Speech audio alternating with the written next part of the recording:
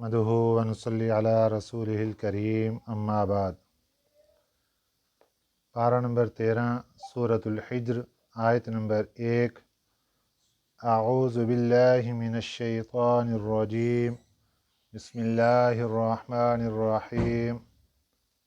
अलिफ लाम रा तिल्का आयातुल किताबि व क़ुरआनिम मुबीन रुबमा यवद्दुल्लज़ीना कफ़रू लौ कानू मुस्लिमीन सदक़ल्लाहुल अज़ीम। इस सूरह मुबारका का नाम सूरतुल हिज्र है।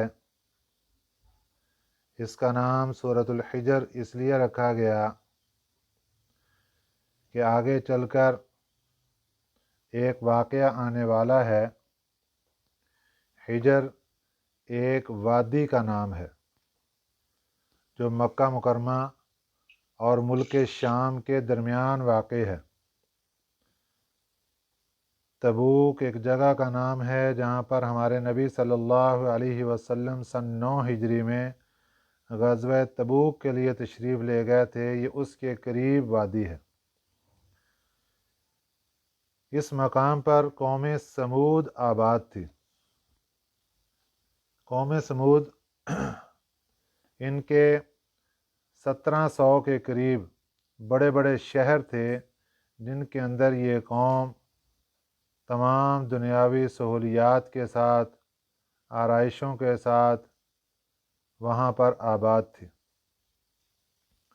उसी मुनासबत से सूरत का नाम सूरतुल हिज्र रखा गया। ये सूरतुल हिज्र मक्का मुकरमा में नाज़िल हुई। इसकी 99 आयात हैं और 6 रकू हैं इसके अंदर। बिस्मिल्लाहिर्रहमानिर्रहीम। शुरू अल्लाह के नाम से जो बेहद मेहरबान और नहायत रहम वाला है। अलिफ लाम रा ये हरूफ मुक़त्तआत में से है। हरूफ मुक़त्तआत ये वो हरूफ हैं जो अल्लाह और उसके रसूल सल्लल्लाहु अलैहि वसल्लम के दरमियान राज के जुमले हैं जो कि उम्मत के सामने हमारे नबी सल्लल्लाहु अलैहि वसल्लम ने इसका मतलब वाज़े नहीं फरमाया। तो जब भी हरूफ मुक़त्तआत में से कोई हरफ आता है, अक्सर सूरतें इन हरूफ से शुरू होती हैं, तो इनका एक ही जवाब बयान किया जाता है कि वल्लाहु आलम बिमुरादिही, कि अल्लाह ही इसकी मुराद को बेहतर जानते हैं। तिल्का आयातुल किताबि व क़ुरआनिम मुबीन। तिल्का ये इसमें इशारा है।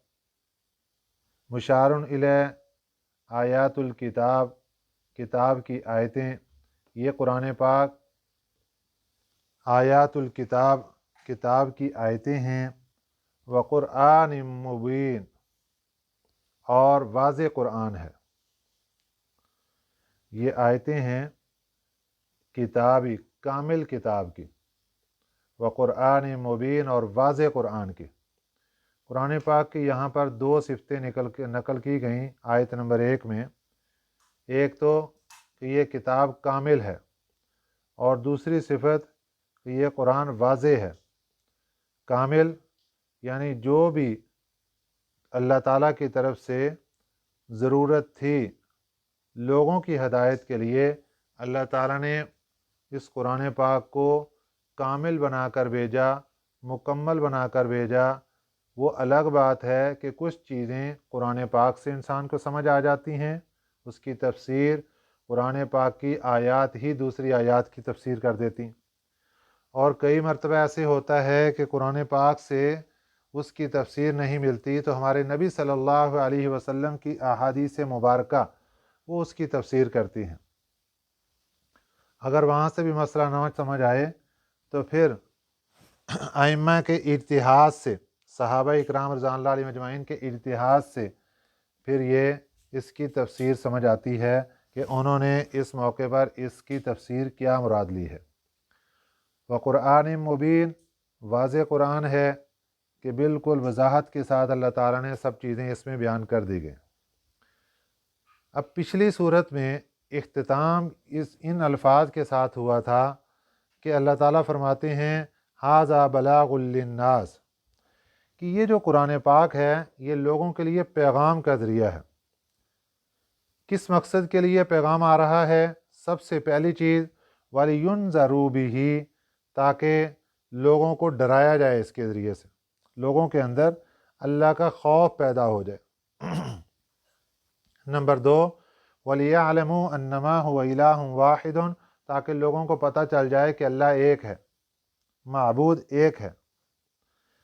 اور تیسری چیز تاکہ عقل والے لوگ اس قرآن پاک سے نصیحت حاصل کر لیں۔ یہ قرآن پاک کا پیغام ہے۔ اب اس پیغام کو جن لوگوں نے قبول کر لیا وہ تو کامیاب ہو گئے، اور جن لوگوں نے قبول نہ کیا ان کے حسرت اور افسوس کو قرآن پاک یہاں نقل فرما رہا ہے، جو پارہ نمبر 14 شروع ہو رہا ہے۔ پہلا حرف سنیے، ربما۔ ربما کا مطلب ہے بہت مرتبہ، اکثر مرتبہ، بہت سے موقعوں پر۔ یہ مختلف معنی ربما کے کیے جا سکتے ہیں۔ یود، تمنا کریں گے، آرزو کریں گے، چاہیں گے، الذین کفروا، وہ کافر لوگ، لو کانوا مسلمین، کیا ہی اچھا ہوتا کہ ہم مسلمان ہو جاتے، کاش کہ وہ مسلمان ہو جاتے۔ یہ کب کی بات ہے؟ یہ بات ہے اس وقت کی کہ جب ان لوگوں کو جہنم کے اندر پھینک دیا جائے گا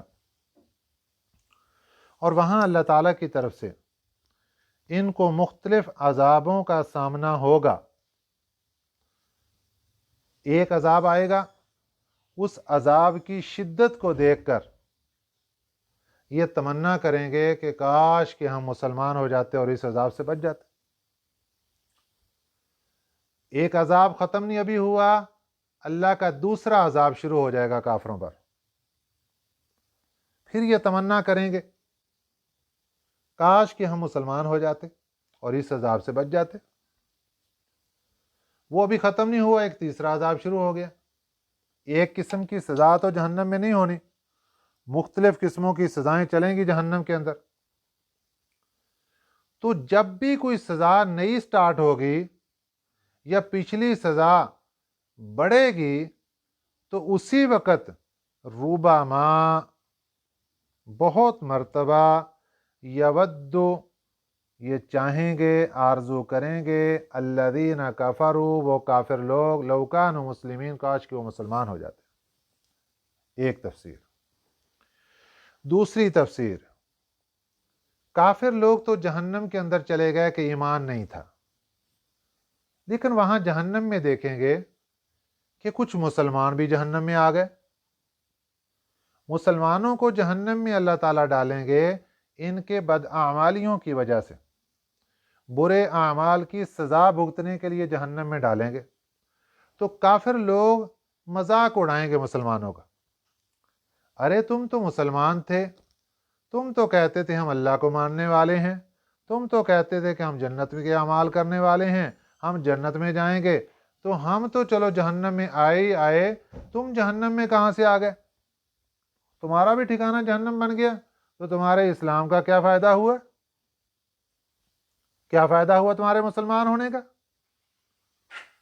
تو وہ مسلمان بتائیں گے کہ ہمیں اللہ تعالیٰ نے کچھ وقت کے لیے سزا دینے کے لیے یہاں پر بھیجا ہے، تاکہ ہم یہاں پہ کچھ وقت کے لیے سزا حاصل کریں، اور اس کے بعد پھر ہمیں اللہ تعالیٰ جنت میں بھیج دیں گے۔ اور وہ وقت کتنا ہوگا اس کی مقدار کسی کو معلوم نہیں، وہ صرف اللہ کو معلوم ہے، اللہ نے کس کو کتنی دیر کے لیے سزا میں رکھنا ہے۔ لیکن آہستہ آہستہ اللہ کا حکم ہوتا جائے گا کہ فلاں فلاں بندے کو جہنم سے نکال دو، وہ جنت میں چلے گئے، اگلوں کو نکال دو، وہ جنت میں چلے گئے۔ اب فرشتے آہستہ آہستہ آہستہ وہاں سے نکالتے جائیں گے۔ یہ کافر لوگ دیکھیں گے کہ یہ جہنم سے نکل کے جائی جا رہے ہیں، یہ کیوں جا رہے ہیں بھائی؟ یہ مسلمان ہونے کی وجہ سے۔ आखिर एक वक़्त ऐसा आएगा कि ऐलान होगा जहन्नम के किनारे कि कोई मुसलमान भी जहन्नम में बाकी ना रहे, जिसके पास ईमान की दौलत मौजूद सभी बाहर, तो सबको निकाल लिया जाएगा। अब ये काफिर लोग वहां पर तमन्ना करेंगे और बार बार तमन्ना करेंगे, क्या कहेंगे? रुबमा यवद्दुल्लज़ीना कफरू, बहुत ही मर्तबा तमन्ना करेंगे काफिर लोग, लौ कानू मुस्लिमीन, काश कि वो भी मुसलमान हो जाते। और इधर ये जहन्नम के लोग जो मुसलमान थे, सजा काटने जहन्नम आए। अब जहन्नम में जलने की वजह से चेहरे स्याह, सारे जिस्म स्याह। अब जन्नत वाले खुशबुओं में रह रहे हैं, चेहरे चमक रहे हैं, दमक रहे हैं। ये जैसे ही जन्नत में एंटर होंगे, लोग इनकी तरफ देख के तो बातें कहेंगे, वो जहन्नमी है जी, जहन्नमी है जी, जहन्नमी। वो चेहरे सारे जले हुए किस तरीके से सारे देख के, तो इनके ऊपर एक दब्बा लगेगा। तो अल्लाह ताला क्या फरमाएंगे? जन्नत के किनारे पर एक नहर होगी। अल्लाह जहन्नम से जो आज़ाद होने वाले मुसलमान हैं, अल्लाह इनको फरमाएंगे तुम इस नहर के अंदर नहाओ। जब वो उस नहर के अंदर गुस्ल करेंगे तो उनके चेहरे से जो जितनी भी जहन्नम की गर्मी, शिद्दत, जो कुछ उनके ऊपर आसार जिस्म के ऊपर पड़े थे, वो सब के सब धुल जाएंगे और साफ शफाफ निखरे हुए सूरज चांद की तरह चमकते हुए चेहरे उनके बन जाएंगे। और उसी वक्त उनसे वो दब्बा ख़त्म हो जाएगा और वो भी जन्नतियों जैसे बन जाएंगे और जन्नत में दाखिल हो जाएंगे। ज़रहुम, अल्लाह ताला अपने नबी सल्लल्लाहु अलैहि वसल्लम को फरमा रहे हैं कि ये मक्का मुकरमा के लोग आपकी बात सुनने के लिए और मानने के लिए तैयार नहीं हैं। आप वक्ती तौर पर परेशान हो जाते हैं कि ये बात सुनते क्यों नहीं। आप परेशान ना हो, ज़रहुम, इनको छोड़ दो, याकुलू, कि ये खाते रहें, व यतमत्तउ, और नफ़ा उठाते रहें, खाएं, नफ़ा उठाएं, व युल्हिहिमुल अमलु, और लगाते रहें, अल अमल, उम्मीदें, उम्मीदें, दुनिया की लंबी उम्मीदें लगा के बैठे हुए। फसौफ यअलमून, अनकरीब इनको मालूम हो जाएगा, इनको पता चल जाएगा कि हमने ज़िंदगी किस मकसद पर और किस नहज पर गुजारी है, ये इनको पता चल जाएगा। तो काफिर के लिए अल्लाह ताला फरमा रहे हैं कि जो भी अल्लाह से नाता तोड़कर दुनिया में ज़िंदगी गुजार रहा है, अल्लाह फरमाते हैं उसको अपनी हालत पर छोड़ दो। याकुलू, खाएं, व यतमत्तउ, नफ़े उठाएं दुनिया के, व युल्हिहिमुल अमलु, और लंबी उम्मीदें लगाएं। फसौफ यअलमून, अनकरीब इनको पता चल जाएगा। अब यहां सवाल ये पैदा होता है, क्या खाना बुरा है? क्या दुनिया से नफ़ा उठाना बुरा है? क्या उम्मीद लगाना ये बुरा है? इसको ज़हन के अंदर ये बात रखिए कि खाना बुरा नहीं है, नफ़ा उठाना दुनिया से ये बुरा नहीं है, और दुनिया की उम्मीद लगाना ये बुरा नहीं है। लेकिन ये सब चीज़ें उस वक़्त बुरी हैं कि जब अल्लाह की रज़ा के दरमियान ये चीज़ें रुकावट बने, अल्लाह की फरमाबरदारी के दरमियान ये चीज़ें रुकावट बने। खाने की इजाज़त है, अगर अल्लाह की फरमाबरदारी के दरमियान रुकावट बन रहा है कि हलाल हराम की पहचान नहीं कर रहा, अल्लाह की फरमाबरदारी को, हुक्मों को पाँव के नीचे रोनता जा रहा है, नाउज़ बिल्लाह, और खाना खाई जा रहा, ना को पता हलाल का ना हराम का।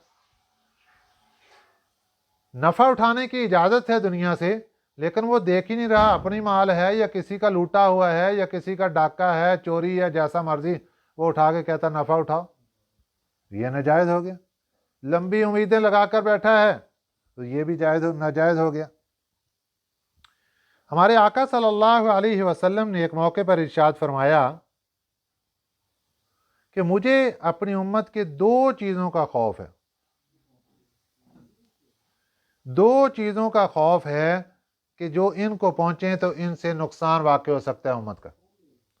पहली चीज़, इत्तिबाए हवा, ख्वाहिशात की इत्तिबा। पहली चीज़ है ख्वाहिशात की इत्तिबा। कुरान पाक ने हमें हदायत दी, बताया कि इस मौके पर यह काम करना है, इस मौके पर ये, इस मौके पर ये, लेकिन बंदा कुरान की नहीं मानता, ख्वाहिशात की मानता है। अब ख्वाहिशात के अंदर बरादरी भी आ गई, ख्वाहिशात के अंदर दोस्त भी आ गए, ख्वाहिशात के अंदर कुंबा कबीला भी आ गया।